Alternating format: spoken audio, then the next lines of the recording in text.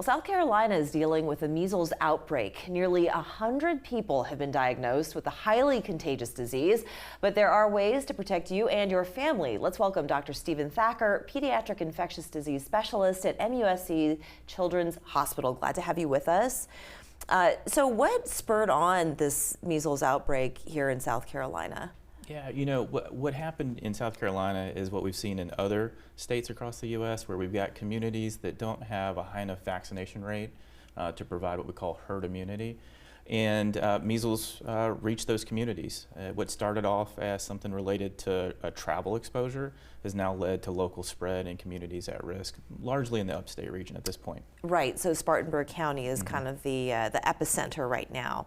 And why there in particular, do you surmise? Yeah, you know, again, I think when you look at the county level statistics and some of our schools with regards to the vaccination rates against measles, we've got many areas in schools that were at risk, meaning that they didn't have a high enough rate of vaccination across everyone present. And so it allowed for local spread in those schools and in those communities. Yeah. Did this start out someplace else outside of South Carolina? Because you said that there was a travel component here, so. Yeah, it seems that the initial cases were brought in related to travel.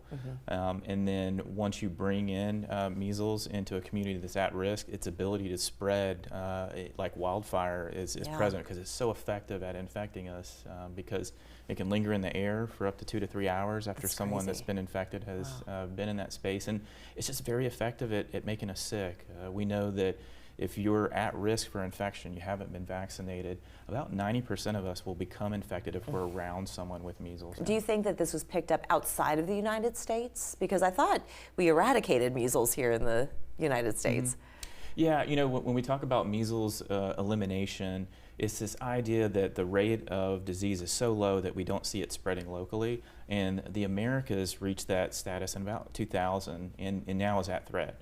And so to answer your question about where this came from, it's thought was initially related to travel internationally, and now we certainly have continued spread here locally. Yeah, you had mentioned that the measles virus, it can linger in the air for 2 to 3 hours. So if it's there, you're unvaccinated, you walk into it, you catch it, how long does it take to incubate and start showing symptoms, and what are the symptoms typically?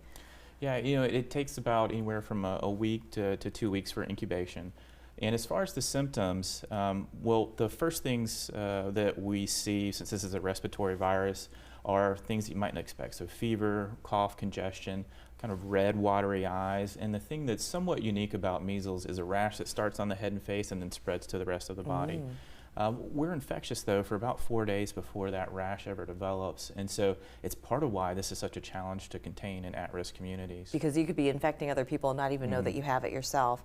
And are there particular age groups that are at risk? Because as far as I am aware, that when you're young, when you're a child, you get the vaccination. So can people older in age, can they also be vaccinated if they haven't been already? Yeah, they can. Beyond a certain age, many folks had natural infections because you know, this vaccine has been one of our most effective and safe vaccines for the last 50 years, and I'd probably say it's one of our most successful ones. Is the MMR? The MMR vaccine, okay. yes, as far as preventing harm and protecting lives.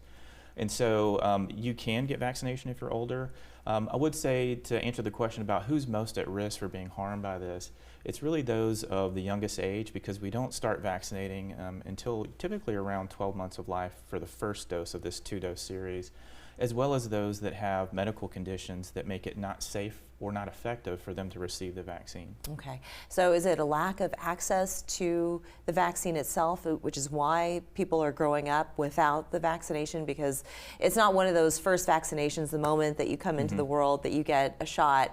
This is something that happens 12 months down the line. So is there access issues? Yeah, I would say it should not be an access issue here in the U.S. By any means. Yeah. This is part of our routine childhood immunization series that has been in place for quite some time. It's more about a lack of confidence that some parents might have because they've not had and what I would argue, the right conversations with trusted healthcare providers to understand why this should be the right choice for themselves and for their child. Now, finally, for people who may not be vaccinated, don't know that are around someone who has the measles virus, how do you protect yourself? Is there any prophylactic besides the vaccination? Yeah.